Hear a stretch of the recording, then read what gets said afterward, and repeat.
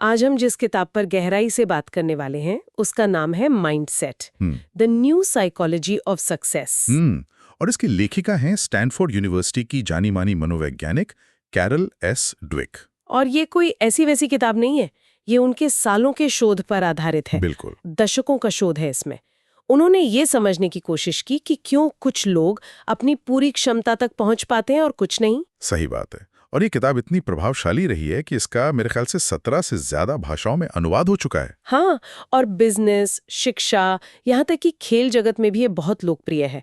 Bill Gates ने भी इसे अपनी मस्ट रीड लिस्ट में रखा है। वाह, तो ये किताब एक बहुत ही बुनियादी लेकिन शक्तिशाली विचार पर केंद्रित है। हाँ, कि हमारी अपनी क्षमताओं के बारे में हमारी मान्यताएं, हमारी जो सोच है वो हमारी सफलता को कैसे आकार देती है।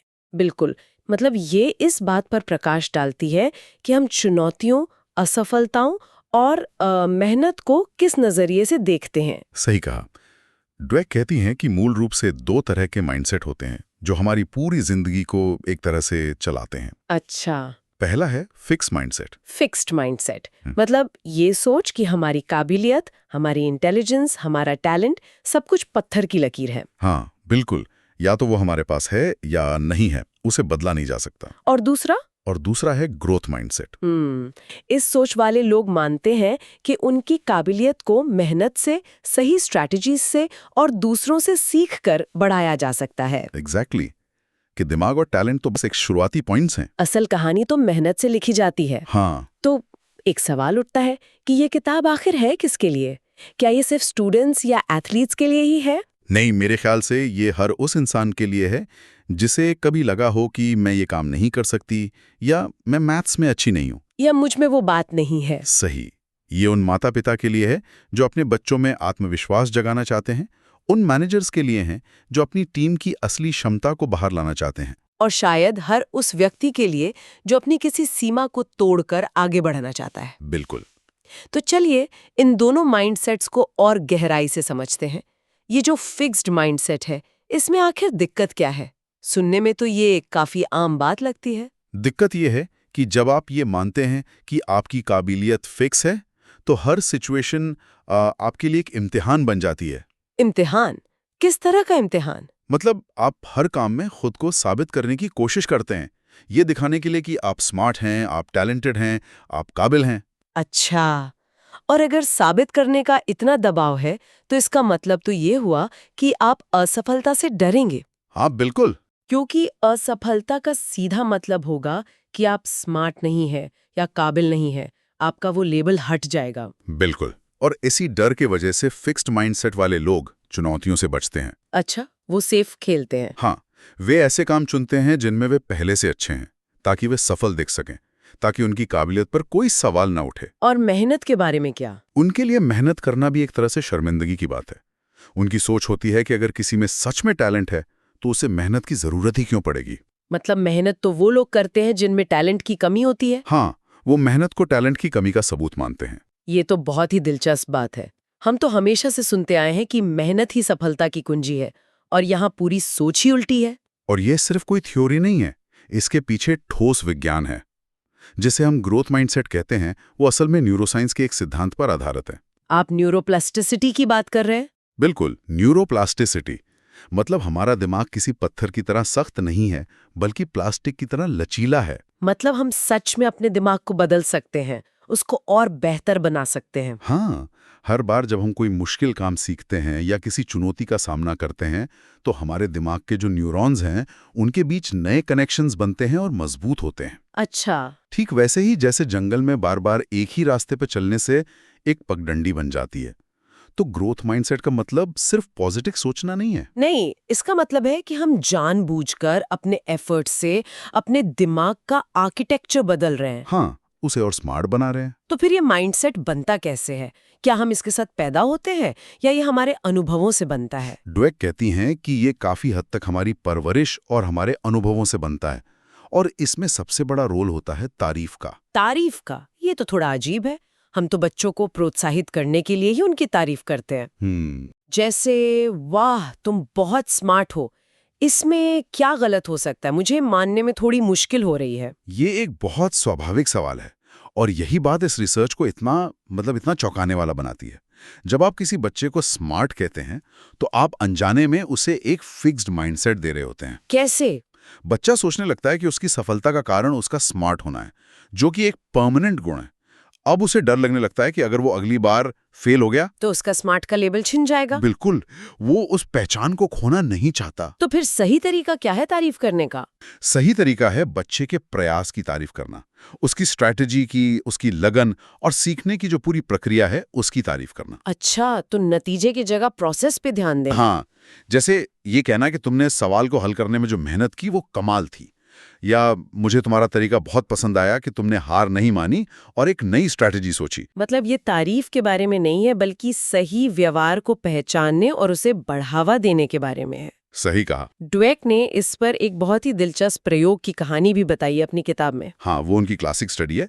उन्होंने कुछ बच्चों को एक आसान सा पजल दिया सॉल्व करने के लिए। टेस्ट के बाद आधे बच्चों से कहा गया, तुमने बहुत अच्छा स्कोर किया, तुम जरूर बहुत स्मार्ट होगे। ये थी इंटेलिजेंस की तारीफ। और बाकी आधे बच्चों से कहा गया, तुमने बहुत अच्छा स्कोर किया, तुमने जरूर बहुत मेहनत की होगी। ये थी प्रयास की तारीफ। और इसके बाद जो हुआ वो सच में हैरान करने वाला था। बिल्कुल। इसके बाद बच्चों को 2 ऑप्शन दिए गए, या तो वो एक और आसान टेस्ट दें ताकि वो फिर से अच्छा कर सकें, या फिर एक मुश्किल टेस्ट दें जिससे वो शायद फेल हो जाएं लेकिन कुछ नया सीखेंगे। तो जिन बच्चों को स्मार्ट कहा गया था उन्होंने आसान वाला चुना होगा। हाँ, उनमें से ज्यादातर ने आसान टेस्ट चुना।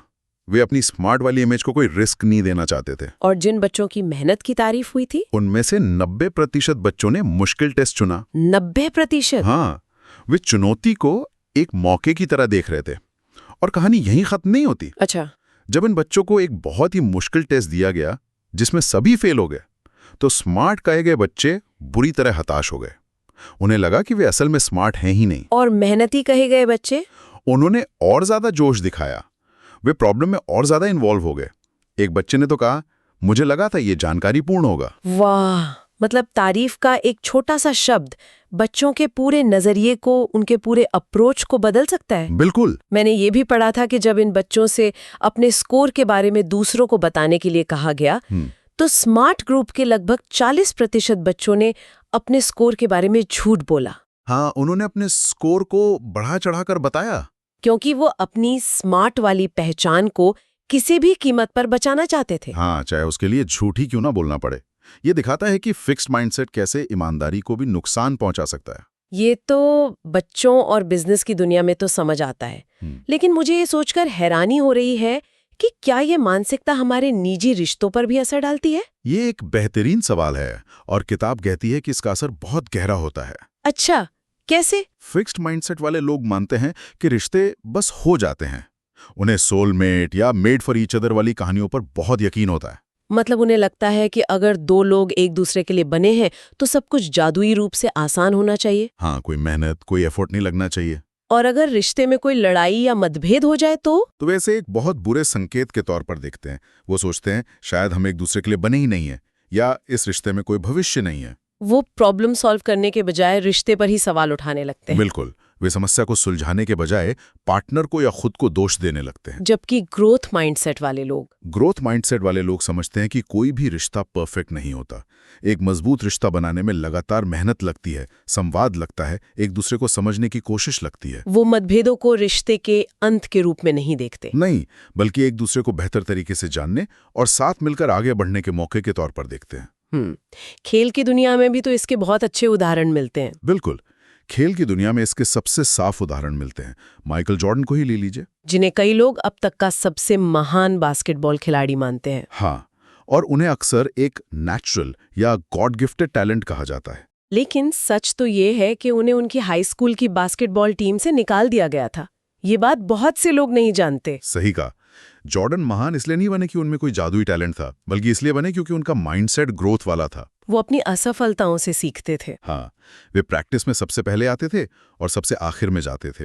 उनका एक मशहूर विज्ञापन भी तो यही कहता है, मैं अपनी जिंदगी में बार बार फेल हुआ हूं और इसीलिए मैं सफल होता हूं। और इसकी तुलना में किताब में टेनिस खिलाड़ी जॉन मैकेनरो का उदाहरण है। टैलेंट तो उनमें कूट कूट कर भरा था। हाँ, शायद जॉर्डन से भी ज्यादा, लेकिन उनका माइंडसेट क्लासिक फिक्स्ड माइंडसेट था। अच्छा। जब भी वो हारते थे वे कभी अपनी जिम्मेदारी नहीं लेते थे। वे हमेशा बाहरी कारणों को दोष देते थे, कभी रेफरी को, कभी मौसम को, कभी दर्शकों को। उन्होंने कभी ये नहीं सोचा कि मुझे अपनी किस कमी पर काम करने की जरूरत है। कभी नहीं। नतीजा ये हुआ कि उनका टैलेंट उन्हें एक सीमा तक ही ले जा पाया, वो अपनी पूरी क्षमता तक नहीं पहुंच पाए। ये मानसिकता कंपनियों और लीडर्स पर भी तो लागू होती है। किताब में सीईओ डिजीज का जिक्र है। हाँ, जो ली आयोका के साथ हुआ था। क्राइसलर मोटर्स के हीरो। बिल्कुल। 80 के दशक में उन्होंने कंपनी को दिवालिया होने से बचाया था, लेकिन उस शुरुआती सफलता के बाद वो एक फिक्स्ड माइंडसेट के शिकार हो गए। उन्हें लगने लगा कि वे कभी गलत हो ही नहीं सकते। हाँ, और उन्होंने खुद को ऐसे लोगों से घेर लिया जो सिर्फ उनकी हाँ में हाँ मिलाते थे। उन्होंने किसी भी तरह की आलोचना को सुनना ही बंद कर दिया। मतलब वो एक नॉन लर्नर बन गए, उन्होंने सीखना बंद कर दिया। और नतीजा ये हुआ कि क्राइसलर नए बदलावों और इनोवेशन से चूक गई और जापानी कार कंपनियों ने अमेरिकी बाजार पर कब्जा कर लिया। और इसकी तुलना में अगर हम आज के माइक्रोसॉफ्ट को देखें, सत्या नडेला एक बेहतरीन उदाहरण है ना? बिल्कुल। जब उन्होंने कंपनी की कमान संभाली थी तो माइक्रोसॉफ्ट एक सब कुछ जानने वाली यानी नो इट ऑल कंपनी बन चुकी थी। नडेला ने इस कल्चर को बदलकर सब कुछ सीखने वाली यानी लर्न इट ऑल कंपनी में बदल दिया।